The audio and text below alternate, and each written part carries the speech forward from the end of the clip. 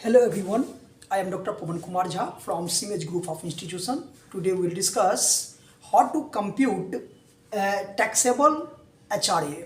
जैसे कि previous video में हम लोग समझे थे कि इसके फॉर्मेट के बारे में समझे थे कि HRA को का कितना अमाउंट टैक्सेबल होता है या कितना अमाउंट एग्जम्प्टेड होता है।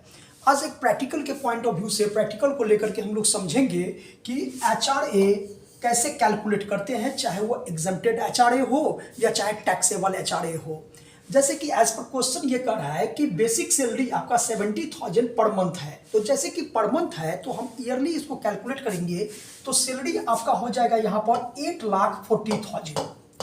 अगर इस तरह से हम 12 मंथ का निकालें तो, और अगर यहाँ पर डीपी का मतलब यहाँ पर ये हुआ डियरनेंस पे। डियरनेंस पे का मतलब हम बताए थे प्रीवियस वीडियोस में कि डियरनेंस अलाउंस है तो उसके बारे में कंडीशन है, लेकिन डियरनेंस पे के बारे में कोई कंडीशन नहीं है, वो आपको सैलरी का पार्ट माना जाता है। हाँ, डियरनेंस अलाउंस रहे तो वो सैलरी का पार्ट तभी माना जाएगा जब स्पष्ट रूप से इंडिकेट किया हुआ होगा कि it is the part of क्या टर्म ऑफ एम्प्लॉयमेंट। तो उस कंडीशन में ऐसे डियरनेंस पे अगर रहेगा तो उसको हम इसमें सैलरी हेड में शामिल करेंगे, टैक्सेबल एचआरए में कंप्यूट करने के लिए हम लोग इसको शामिल करेंगे। तीसरा पॉइंट है यहाँ पर कमीशन। कमीशन को यहाँ पर हम नज़रअंदाज करेंगे। कमीशन उसी कंडीशन में आएगा जब एक फिक्स परसेंटेज के हिसाब से दी हुई होगी, और यहाँ जैसे कि हम देख रहे हैं कि यहाँ पर कोई फिक्स्ड परसेंटेज नहीं है, सिंपल लिखा हुआ है कि कमीशन 10,000 पर एनम है, तो इसीलिए इसको हम लोग इग्नोर करेंगे।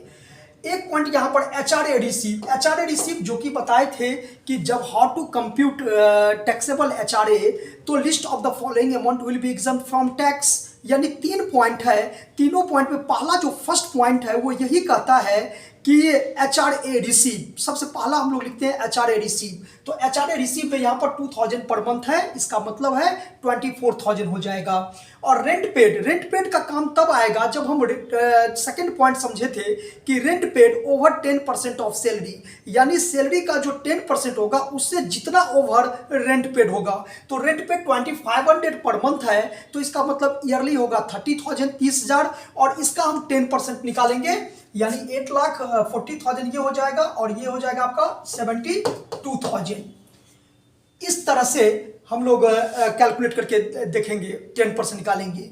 और लास्ट में आपका है कि कंप्यूट एचआरए एग्जम्प्ट, यानी ये कर रहा है कैलकुलेट करने के लिए। इनकम टैक्स में कैलकुलेट या कैलकुलेशन वर्ड नहीं मिलता है, वहाँ पर कैलकुलेशन या डिटर्मिनेशन जो भी आप कहें, फाइंड आउट जो भी कहें, उसके जगह पर आपको वर्ड मिलेगा कंप्यूट। तो यहाँ पर कहता है कि how to compute exempted HRA. Exempted HRA कैसे होगा, तो प्रीवियस वीडियो में भी हम लोग समझे थे कि list of the following amount will be exempt from tax, यानी तीनों पॉइंट में जो सबसे कम होगा वो एग्जम्प्टेड होगा। तो चलिए इसको हम लोग सॉल्व करने की कोशिश करते हैं कि कैसे इसको एग्जम्प्टेड एचआरए कैलकुलेट करेंगे। तो सबसे जो फर्स्ट पॉइंट आता है यहाँ पर वो आता है कि सबसे फर्स्ट पॉइंट आता है कि एचआरए रिसीव। तो एचआरए रिसीव हम लोग यहाँ पर बेसिकली कितना कर रहे हैं, एचआरए रिसीव। अगर एचआरए रिसीव हम लोग देखेंगे तो 2,000 पर मंथ है, यानी 24,000 हो जाएगा यहाँ पर। उसके बाद दूसरा point rent paid over 10% of salary, तो यहाँ पर लिख देंगे एक लैंग्वेज में, rent paid over 10% of salary, 10% of salary, यानी सैलरी का 10%। तो आप देखेंगे यहाँ पर जब इस दोनों पॉइंट को हम लोग ऐड करेंगे तो ये ऐड करके हो जाएगा 9,12,000। अब 9,12,000 का जब 10% हम निकालेंगे तो वो हो जाएगा 91,200, और रेंट पेड हम कितना कर रहे हैं, तो 2,500 पर मंथ। तो इसका मतलब हुआ कि 2,500 पर मंथ को हम लोग 12 से मल्टीप्लाई करेंगे तो 30,000 हो जाएगा, और 30,000 को हम किससे कंपेयर करेंगे, 91,200 से।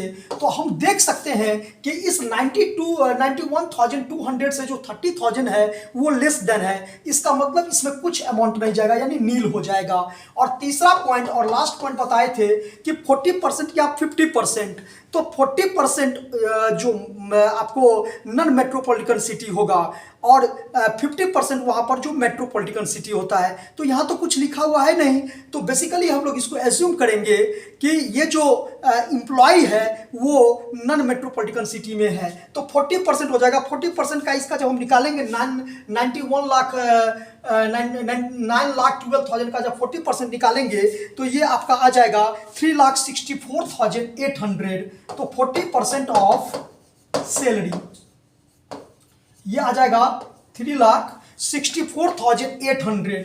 64,800। अब आप देख सकते हैं कि list of the following amount, इस तीनों अमाउंट में जो है सबसे कम कौन सा है, तो ब्लैंक यानी नील है। तो यही आपका जब एचआरए एग्जम्प्टेड हम लोग निकालेंगे तो आराम से यहां पर लिखेंगे एचआरए एग्जम्प्टेड मींस नील। और जब यहां पर टैक्सेबल की बात आएगी तो टैक्सेबल एचआरए कितना हो जाएगा, तो 24,000, क्योंकि इस कंडीशन में जो एग्जम्प्टेड एचआरए है वो 0 है और रिसीव वो किया है 24,000। तो इसका मतलब टोटल एचआरए जो रिसीव कर रहा है उस टोटल अमाउंट पर उस एसएससी को टैक्स देना पड़ेगा। Thank you all of you.